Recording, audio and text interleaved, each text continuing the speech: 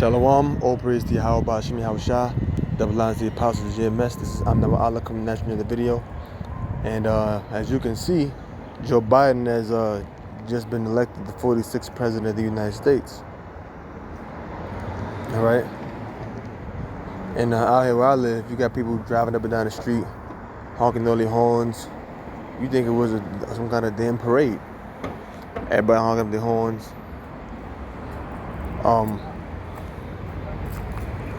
Playing Curtis Mayfield, moving up.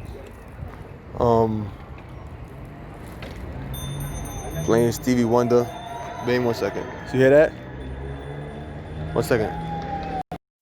All right, I'm back. They playing Stevie Wonder, Higher Ground, and Nipsey Hussle, and all these songs in a celebration. And many of these people are Israelites because I live in a neighborhood that's predominantly made up of Israelites. But guess what? They're happy that this Edomite, so-called white man, Joe Biden, was elected president. But let's look at what Deuteronomy 17th chapter and 15th verse says. What did the Most High say? What laws did it give you, so-called Negroes, Latinos, Native Americans, Israelites, according to the Bible? Deuteronomy chapter 17 verse 15. Thou shalt in any wise set him king over thee, whom the Lord thy God shall choose. So it says the Most High said, you're going to set a king over you who the Most High shall choose. One from among thy brethren shalt thou set king over thee. So one among our brethren, meaning one of our own nation, we should set to be a king over us. So another Israelite, in other words. Right? Thou mayest not set a stranger over thee, which is not thy brother. So guess what? The children of Israel are not supposed to set a stranger over them to be a king or to rule over them. Whether you want to call this person a king, a prime minister, a president, we're not supposed to set anyone to rule over us that was not of our own nation. But our people went and ran out to the polls to vote for a so-called white man to become ruler over them, an Edomite. Thou mayest not set a stranger over thee, which is not thy brother. So we're not supposed to set a stranger over us that's not our brother. That's not what we're supposed to do. But guess what? Our people went and did that. They went and ran straight to the polls, and they did that. Okay? Let's get some more scriptures. This is Proverbs chapter 25, verse 19. Confidence in an unfaithful man in time of trouble is like a broken tooth in a foot out of joint. Right, so if you put your confidence in someone that's unfaithful, someone that's not trustworthy, when it's a time of trouble, it's going to be like a broken tooth in a foot out of joint. In other words, it's going to be painful unto you. It's going to be detrimental unto you, not beneficial. You ever notice like having a broken tooth or a damaged tooth, or having a foot that's at a joint? A lot of pain, isn't it? Well, that's what it's like having somebody that you put confidence in the time of trouble. It's going to end up in a detrimental situation for you. That's something that's beneficial. All right. This is the book of Proverbs, chapter 29, verse 12. The scripture says, if a ruler hearken unto lies, all his servants are wicked. Right? So if a ruler hearkens unto lies, all of his servants are wicked. So if you have a deceitful ruler, then guess what? That deceitful ruler has wicked servants. Because the ruler that's being deceitful, servants are what? Administering the rules and regulations, the laws and policies of that deceitful person that's in a position of power. So if anyone is in a position of power and they're ruling and they're operating off of wickedness, operating off of deceit, anyone that works with them are also wicked. Anyone that working with them are also wicked, because they help pushing forth that deceit, the deceit of the ruler that they're supporting. All right.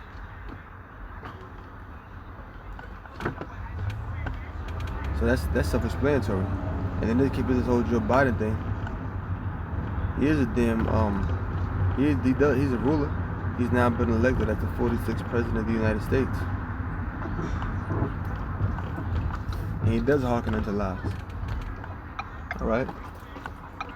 And as a matter of fact, through the spirit of Yahweh Shemashah, I'm going to show you that. Bear with me.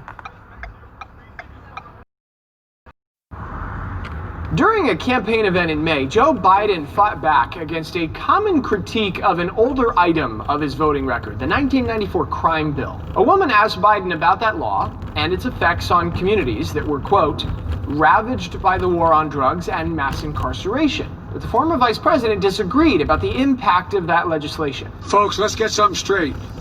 92 out of every 100 prisoners behind the bars are in a state prison, not a federal prison. This idea that the crime bill generated mass incarceration, it did not generate mass incarceration. So, which characterization is correct? Now wait a minute. He says that it didn't generate mass incarceration. But let's see what his now VP, Vice President Kamala Harris, had to say about that.